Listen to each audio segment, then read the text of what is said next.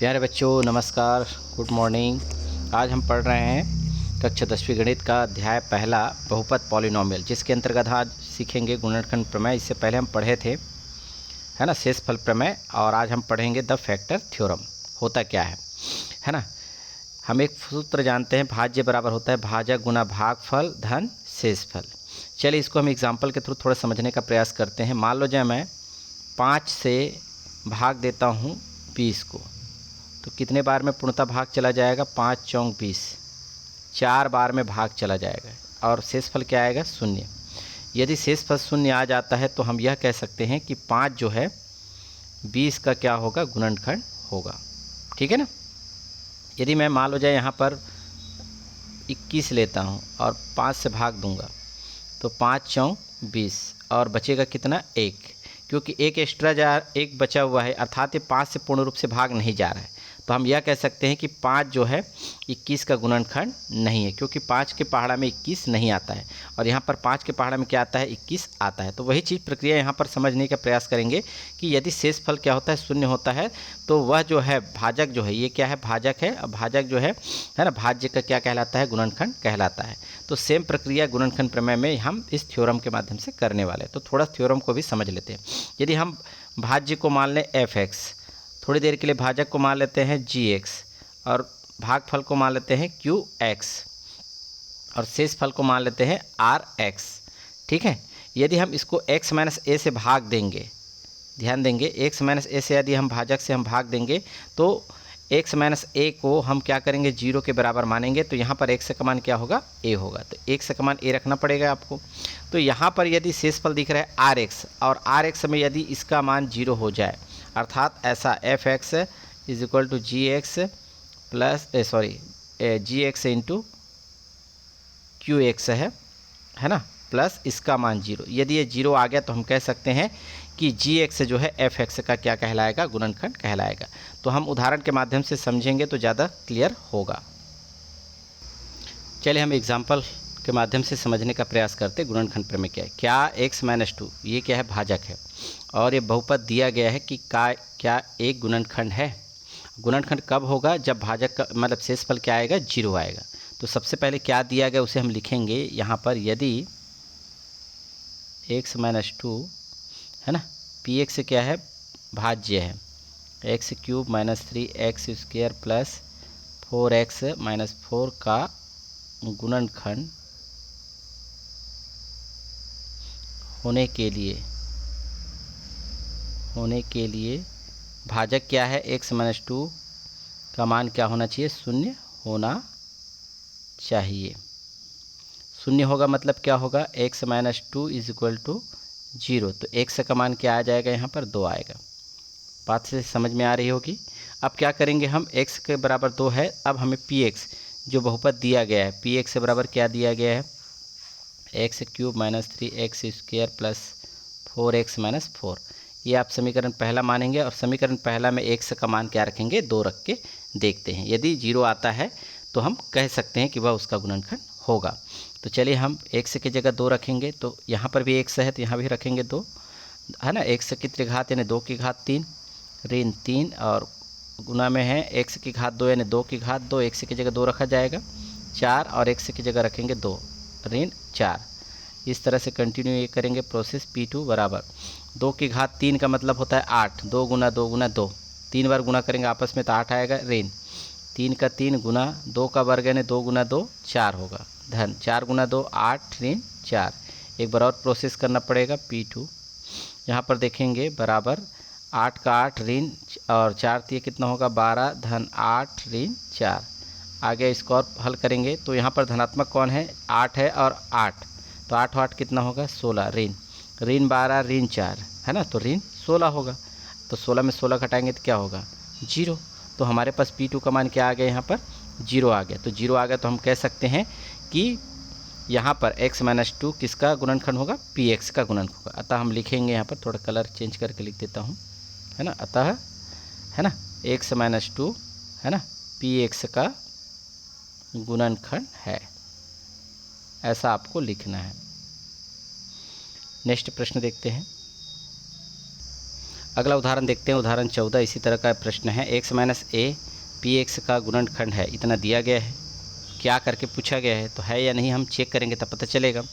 तो हम लिखेंगे यदि x minus A P x का गुणनखंड है तो x माइनस ए किसके बराबर होगा, 0, यानी कि जो भाजक है वो 0 के बराबर लिखेंगे, जहाँ से x का मान आपको ज्ञात करना है। तो x का मान a का मान पक्षांतर करेंगे तो प्लस a, यानी इस तरह से x का मान a प्राप्त होगा। अब इसका मान हम समीकरण पहला, यानी कि इसको हम समीकरण पहला मानेंगे तो पी एक्स बराबर हम लिखेंगे x cube minus a x square plus 5x minus 5a। अब जहाँ पर x लिखा है वहाँ पर a रखेंगे, इस समीकरण पहला मान लेते हैं, इसका मान यहाँ पुटअप किया जाएगा। तो चलिए देखते हैं, p एक है ना, x की जगह a रखेंगे बराबर यहाँ पर a रखा जाएगा तो a की घात 3 होगा, ऋण a का a गुना है और एक x की जगह a का स्क्वायर हो जाएगा प्लस 5x की जगह a माइनस 5a है तो a ही रहेगा। आगे हम प्रोसेस करेंगे तो हमें प्राप्त होगा a का त्रिघात माइनस दोनों का गुना करेंगे तो क्या होगा, a त्रिघात होगा प्लस 5a और 5a प्लस माइनस है तो कैंसिल हो जाएगा। तो ये दोनों भी दिखाई दे रहे, प्लस माइनस दोनों इक्वल है तो क्या हो जाएगा, कैंसिल। तो क्या आएगा यहाँ पर रिजल्ट 0। तो हम उत्तर क्या लिख पाएंगे, इस तरह से लिखेंगे, अतः कि x माइनस a है ना अल्पविराम पी एक्स का गुणनखंड है, क्योंकि 0 आ चुका है, का गुणनखंड है। इस तरह से क्वेश्चन को सॉल्व करना है। चलिए अगला प्रश्न बहुत ही इंपॉर्टेंट है, ध्यान से देखेंगे। इस तरह के प्रश्न एग्जाम में पूछे जा सकते हैं। क्या x माइनस 1 यानी भाजक है और बहुपद पी एक्स के रूप में दिया गया x square plus x plus के है ना का एक गुणनखंड है, तो आपको क्या ज्ञात करना है, k का मान ज्ञात कीजिए। प्रश्न में छूट गया है, k का मान ज्ञात करना है, k का मान आपको ज्ञात करना है। तो हम लिखेंगे यदि x minus A P x का गुणनखंड है तो x माइनस ए यानी भाजक क्या होगा, 0 के बराबर होगा। तो यहाँ पर हमको x का मान क्या मिल जाएगा, 1 मिलेगा। इसलिए हमारे पास क्या है, k का मान ज्ञात करना है, तो पी एक्स का मान भी यानी कि भाजक का मान भी क्या होगा, किसके बराबर होगा, 0 के बराबर होगा। ध्यान देंगे यहाँ पर इस तरह के प्रश्न में।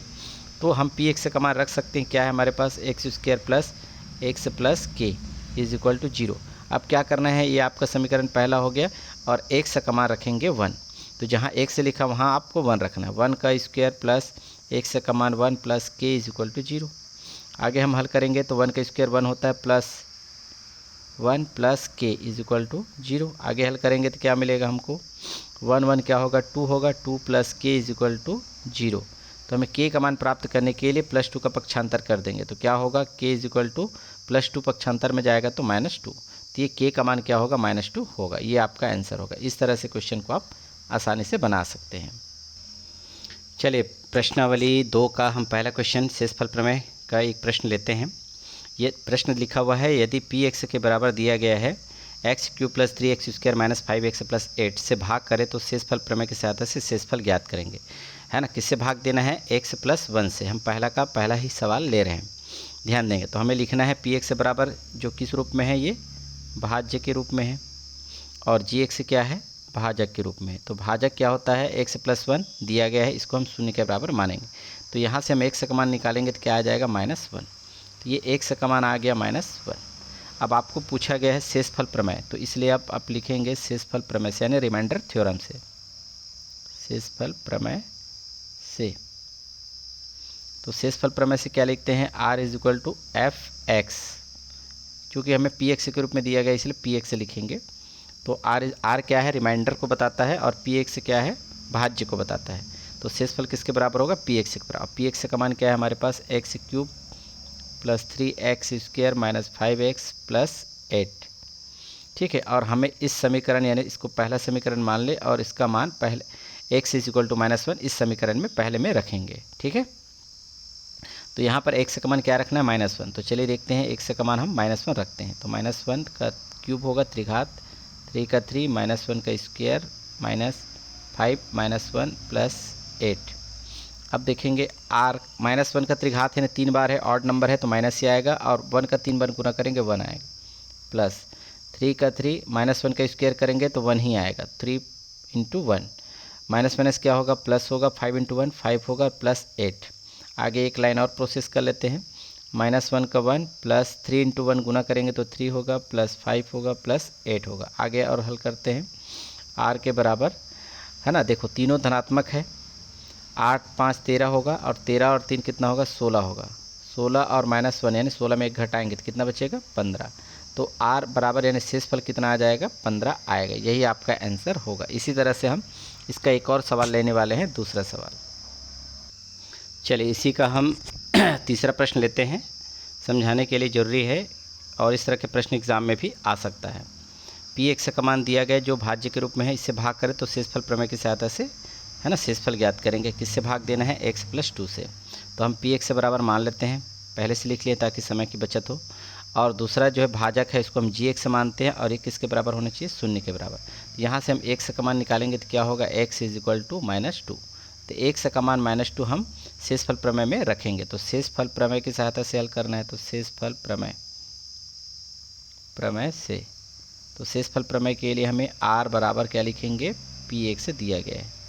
तो r बराबर Px का मान हमारे पास क्या है, x³ और 3x² - 5x + 8।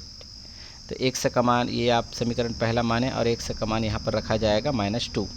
तो जहाँ x है वहाँ पर -2 रखते जाइए। -2³ त्रिघात प्लस 3x की जगह है -2² -5x की जगह आपको रखना है -2 और +8।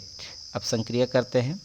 यहाँ पर माइनस का 3 बार गुणा करेंगे तो माइनस होगा, और 2 का 3 बार गुणा करेंगे तो 8 होगा। यहाँ पर देखेंगे आगे +3 का 3 गुना -2 का 2 बार गुणा करेंगे तो माइनस का गुना होगा तो प्लस होगा, और 2 का वर्ग करेंगे तो 4 होगा। माइनस माइनस क्या होगा, यहाँ पर प्लस होगा। 5 × 2 10 धन 8। आगे और एक प्रोसेस कर लेते हैं। ऋण 8 धन 4 तिया होगा, गुना करेंगे तो 12 धन 10 धन 8। इसमें से तीनों पद क्या है, धनात्मक है। आगे हम प्रोसेस करेंगे तो r बराबर, है ना, 12 10 कितना हो जाएगा, यहाँ पर यह 12 8 कितना होगा, सीधा 20 होगा। 20 और 10 30, और ऋण कितना है 8। अब 30 में 8 घटा सकते हैं आसानी से, तो 30 में 8 घटाएंगे तो हमें क्या मिलेगा, 22। तो ये आपका रिमाइंडर होगा, यानी कि शेषफल प्रमेय के अंतर्गत। तो आंसर होगा 22। इस तरह से हम पहले क्वेश्चन को बना सकते हैं। आगे हम प्रश्न 2 पर हम पढ़ेंगे गुणनखंड प्रमेय का प्रश्न। चलिए हम देखते हैं प्रश्न नंबर 2। क्या Gx Px का गुणनखंड है। Gx क्या है, भाजक है, और Px क्या है, भाज्य है। तो दोनों के मान दिए गए हैं। Gx बराबर x - 3 है, Px है जो है भाज्य है, x त्रिघात -4x² + x + 6 ये दिया गया है। पूछा गया है क्या इसका यह गुणनखंड है। गुणनखंड कब होता है, जब इसमें शेषफल क्या आता है, 0 आता है। तो चलिए देखते हैं, लिखेंगे कैसे कि दिया गया है यदि Gx Px का गुणनखंड है तो Gx का मान 0 होना चाहिए। तो Gx का मान क्या है, x - 3 के बराबर 0। तो x का मान हमें क्या मिलेगा, यहाँ पर 3 मिलेगा प्लस के साथ, ये आ गया। अब आपके पास क्या है, Px का मान दिया गया है, तो Px बराबर क्या दिया गया है भाई आपको, x³ - 4x² + x + 6। तो इसका मान इस समीकरण में रखेंगे, समीकरण पहला में, ठीक है। तो x की जगह क्या रखा जाएगा, 3, तो 3 रख लेते हैं। x की जगह क्या रखेंगे, 3 का त्रिघात 4, और x की जगह 3 का स्क्वायर प्लस x की जगह 3 + 6। इस तरह से आगे हम प्रोसेस करेंगे तो क्या होगा, P3 = 3 का 3 बार गुना, 3 × 3 × 3, 3 तिया 9 और 9 तिया 27 होगा। ऋण 4 है, 3 का गुना 2 बार करेंगे, 3 का वर्ग है तो 3 तिया 9, अभी गुना करना बाकी है, प्लस 3 और 6 को चाहे तो आप जोड़ सकते हैं 9। आगे हम देखते हैं P3 बराबर, ये 27 हो गया, और 4 और 9 का गुना करेंगे तो 36 धन 9। इसमें 27 और 9 क्या है, धनात्मक है, तो क्या होगा, दोनों का योग 36 होगा, और ऋण 36 पहले से दिया गया। तो P3 36 में 36 घटाएंगे तो क्या होगा, 0 होगा। तो 0 आ गया यहाँ पर, तो स्पष्ट हो गया। अतः Gx किसका गुणनखंड है, Px का गुणनखंड है। इस तरह से आप बना सकते हैं। यदि वीडियो अच्छा लगे तो आप इसे लाइक शेयर करें, और कमेंट तो अवश्य करना चाहिए। यदि कुछ भी त्रुटि होती है या फिर कोई समस्या आती है या कोई बातें समझ में नहीं आती है तो वहाँ पर कमेंट करें, उसे हम सुधार करने का प्रयास करेंगे या फिर समझाने का प्रयास करेंगे। वीडियो को वॉच करने के लिए बहुत बहुत धन्यवाद। नेक्स्ट वीडियो में इसी से संबंधित अभी प्रश्नावली 2 का शेष प्रश्न को हम लाएंगे। धन्यवाद।